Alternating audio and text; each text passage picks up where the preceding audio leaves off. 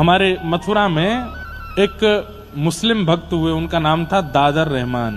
एक मुस्लिम परिवार में उनका जन्म हुआ। दूर दूर तक ठाकुर जी से कोई संबंध नाता नहीं था उनका।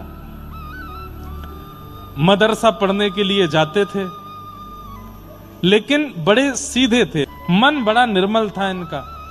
भले ही मुस्लिम परिवार में जन्मे थे, लेकिन ईद आदि के मौके पर जब हिंसा होती थी तो ये अपने घर में छुप करके बैठते, बहुत रोते। इनकी माँ बोलती, क्यों रोते हो? मुझसे देखा नहीं जाता, आप जीव को क्यों मारते हो? उसको भी तो जीने का अधिकार है। कोई व्यक्ति हमारे पेट को भरने के लिए थोड़ी जीवित होगा। तो जो मदरसा जाने का रास्ता था, उस रास्ते में एक मंदिर पड़ता था, पर मंदिर के बाहर एक लकड़ी की एक आड़ जैसी थी, ताकि चलते फिरते लोगों को सीधे ठाकुर जी का दर्शन ना हो। जिसका मन हो वो भीतर आके दर्शन करे। पता नहीं कैसे एक दिन रात्रि में वो लकड़ी की जो आड़ थी वो टूट गई। अब उसकी मरम्मत कराने के लिए पुजारियों ने किसी को बोला, उसने कहा कि 10-15 दिन लगेंगे। ठाकुर जी को देखना है उसको और दिखवाना है खुद को। मंदिर के आगे से रोज निकलते थे, कभी दिखे तो थे नहीं ठाकुर जी। पर आज दादर रहमान छोटा बालक मदरसा पढ़ के लौट रहा था। जैसी उसकी दृष्टि पड़ी अंदर, आज वो दीवार नहीं थी, तभी त्रिभंग ललित श्याम सुंदर और बगल में किशोरी जी खड़ी हैं। वो झांकी दिखी तो रुक गया, या कहो 4 कदम आगे बढ़ गया था, 3 कदम पीछे आया, फिर देखा और बाहर से ही देखता रहा। और देखते देखते अब ये तो पता ही होता है सब लोगों की, ये ठाकुर जी हैं और ये इनकी प्रियसी श्री किशोरी जी हैं, श्री राधा रानी हैं। इतना तो उसको भी पता था। अच्छा, ये हिंदुओं के भगवान हैं, कितने प्यारे हैं। इनका मुखमंडल कितना सुंदर है, इनके नेत्र कितने प्यारे हैं, इनके गाल कितने सुंदर हैं, इनके हाथ कितने सुंदर हैं, ये खड़े कितने प्यारे हैं, कैसे त्रिभंग लली ऐसे बन के खड़े हैं। वो बस ये, उसको कुछ और नहीं पता है, वो केवल झांकी देख रहा है। देखता रहा, देखता रहा, देखता रहा। थोड़ी देर बाद कुछ ब्राह्मण लोग वहां आ गए और उन्होंने जब उसको मंदिर के अंदर देखते हुए देखा तो ऐसे थोड़ा घूर करके उसकी ओर देखा, तो डर के मारे वो वहां से चला गया। लेकिन घर गया, अब वो पानी भी पी रहा है। पानी पीने में कितना लगता है? 5 सेकंड, लेकिन वो मुख से लगाए पात्र को बस सोच ही रहा है। कैसी छवि थी, पोशाक कितनी अच्छी थी, बाल कितने सुंदर थे, नेत्र कितने अच्छे थे। माँ घर से बाहर बार बार जाने नहीं देती थी, मौका ढूंढ रहा है, मैं कैसे दोबारा जाऊं। तो एक ही उपाय था, कल जब मदरसा जाऊंगा तो फिर देखूंगा। तो बस रात भर यही है, रात्रि तुम जल्दी जाओ, जल्दी से सुबह उदय हो। सूर्य उदय होते ही पिताजी ने बैठा दिया, नमाज पढ़ो। तो जो भी क्रम था वो अपना करने लगा। बस उसको तो उत्सुकता थी। माँ ने बाल भोग बनाया था, मुझे भूख नहीं, मैं जा रहा हूँ, आज मौलवी जी ने जल्दी बुलाया है, मैं जा रहा हूँ। चला गया। कोई मौलवी ने जल्दी नहीं बुलाया था, उसको देखना था। मंदिर के बाहर खड़े होकर फिर देखने लगा। कल तो देख करके कैसे तैसे चला गया। अब मंदिर के बाहर मुख्य रास्ता था, वहां कुछ ठेले दुकानें आदि कुछ लगी थी। तो कभी किसी दुकान पर बैठ करके वहां से कुछ सामान लेके खाने लग जाए, देखने के लिए बहाने ढूंढे। कभी किसी दुकान पर खड़े होकर वहां से देखे, कभी कहीं खड़े होकर के देखे। अब तो मदरसे का समय हो गया, समय पूरा हो गया। बालक वापस लौट के घर जाने लगे और दादर रहमान वहीं खड़े खड़े ठाकुर जी को देख रहा है। एक इनके चाचा का बेटा था, उसका नाम था कासिम। उसने आकर के देखा, हे तू आज वहां नहीं आया? मौलवी जी पूछ रहे थे। तो अपने आंसू पोंछे, आंखें लाल पड़ी थी।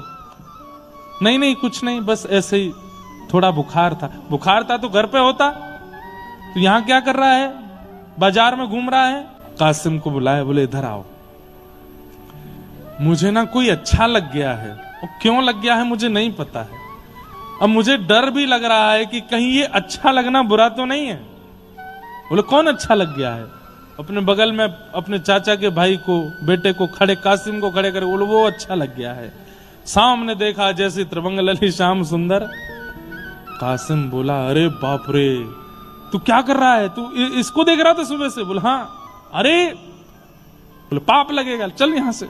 लेकर के गए, बोले कि इसका पता नहीं चलना चाहिए तेरे पिता को और मेरे पिता को। घर में किसी को भी पता चला तो हम लोगों को काट दिया जाएगा, मार दिया जाए, तुझे पता नहीं है कितना बड़ा अपराध है ये? बोले इसमें अपराध क्यों है? वो कितने सुंदर हैं, तूने देखा उनको?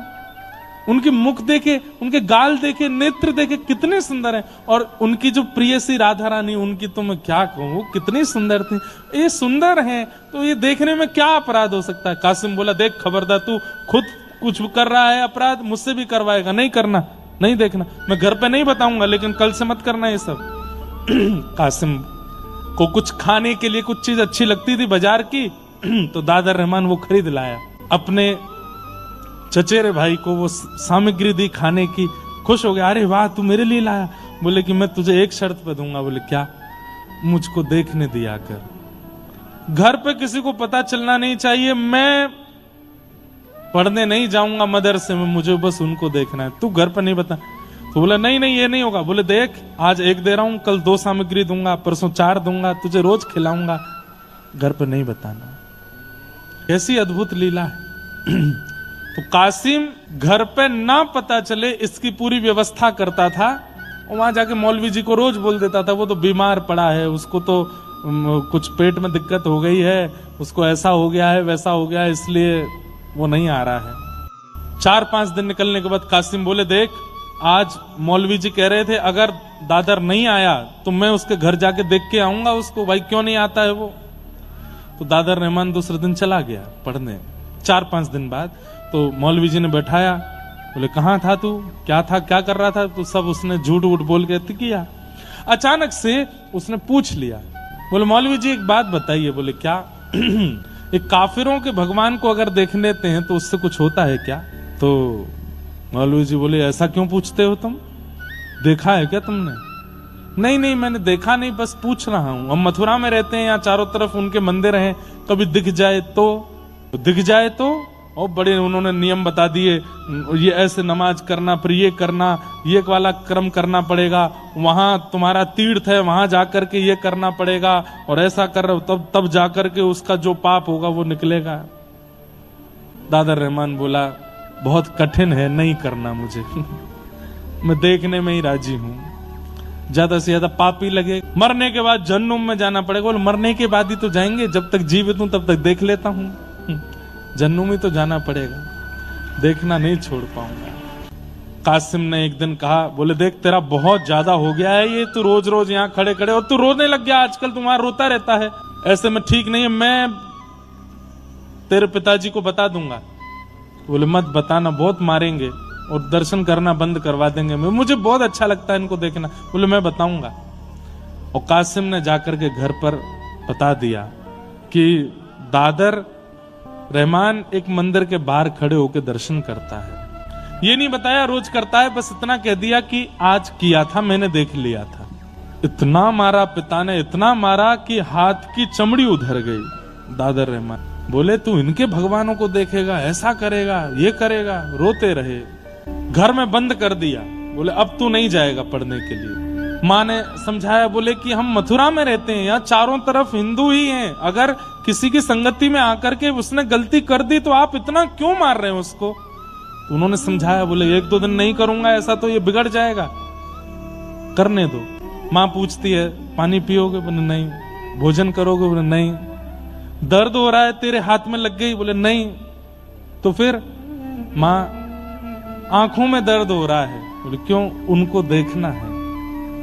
माँ तू मेरे साथ चल के देख तो सही, वो कितने सुंदर हैं, उनका स्वरूप, उनका श्रृंगार, उनका तू रूप देखेगी ना माँ, तू भी मोहित हो जाएगी। माँ तो घबरा गई, बोले ये हमारे घर का बेटा, इसको क्या हो गया? ये 2-4-10 दिन तक दर्शन नहीं करने दिए, घर से बाहर नहीं जाने दिए। तो दादर रहमान को लगा अब मुझे नाटक करना पड़ेगा, तभी मैं घर से निकल पाऊंगा। एक दिन सुबह उठ के नमाज अदा करने लगे। पिताजी को लगा कि नहीं सुधर गया।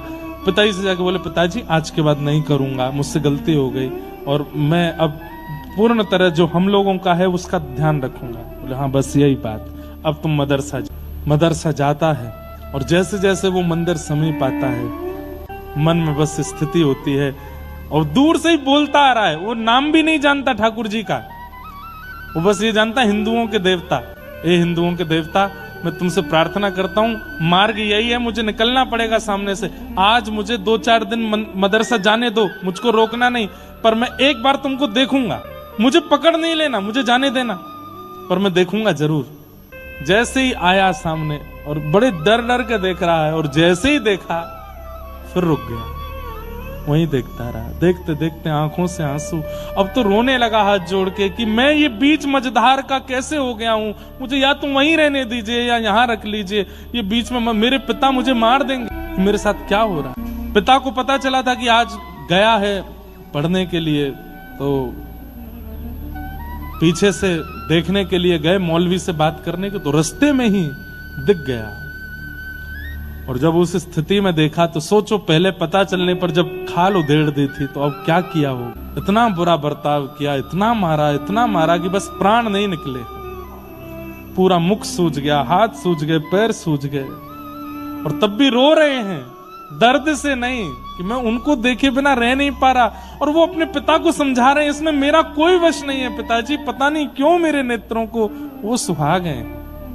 मौलवी बुलाए, झाड़ फूंक करने वाले बुलाए, तंत्र मंत्र करने वाले बुलाए कि हमारे बेटे पर कोई ऊपर का साया है, ये उनके देवता को देखता है। इतने सारे तावीज पहना दिए, गले में हाथों में गंडे पहना दिए, पैरों को सांकर से बांध करके घर में रखा कि वहां चला ना जाए। तंत्र मंत्र वाले आ गए, झाड़ फूंक करने वाले आ गए। अब तो स्थिति ये हो गई, बिना नाम जाने, बिना कोई यज्ञ तप जप जाने, कुछ नहीं पता है प्राप्ति के लिए करना क्या पड़ता, कुछ भी नहीं आता है, लेकिन बैठे बैठे बस हंस रहे हैं। पूछते हैं तंत्र मंत्र करने वाले, कौन है तेरे सिर के ऊपर, कौन है? तो बोले, घर से निकल के जब मदरसे के रास्ते पर जाओगे तो बाएं हाथ पे एक मंदिर पड़ेगा, वहां जो खड़े हैं वही हैं, वही हैं, तन में, मन में, जीवन में, बुद्धि में, चित्त में, नेत्रों में, बस उनके अलावा कुछ नहीं, उन्हें देखना है। अब तो वो प्रार्थना करने लगे ठाकुर जी से कि नाथ अब मैं नहीं रह पाऊंगा, अब मेरी स्थिति कुछ ऐसी हो गई है कि मैं कुछ जानता भी नहीं आपके बारे में, मुझे आपका नाम भी स्पष्ट नहीं पता, बस देखने की इच्छा है मेरी, अब कृपा। और बस एक दिन मौका पा करके पहुंच गए मंदिर के बाहर, प्रतीक्षा कर रहे हैं कि मंदिर खुले, दर्शन हो। घर से भाग करके मौलवी आदि सब ढूंढ रहे हैं कहां हैं, छुप करके बस प्रतीक्षा कर रहे हैं, एक बार झलक दिख जाए प्राण त्याग दूंगा। आज जैसे ही ठाकुर जी का दर्शन करने के लिए पहुंचे, कपाट खुलते ही सामने जब श्याम सुंदर को देखा, दर्शन करके नतमस्तक हुए, नतमस्तक होकर के जैसे ही पुनः उठ करके देखा तो ठाकुर जी सचल होकर के प्रकट हो गए, और प्रकट होकर के दादर को अपने हृदय से लगा करके अपने में ही विलीन, उसको अपने संग ही ले गए ठाकुर जी, नहीं मिले फिर, ठाकुर जी में ही विलीन हो गए।